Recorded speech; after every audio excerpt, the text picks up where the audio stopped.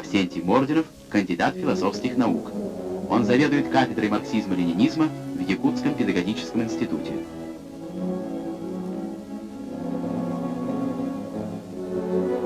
Растут новые отряды учителей, агрономов, врачей, инженеров.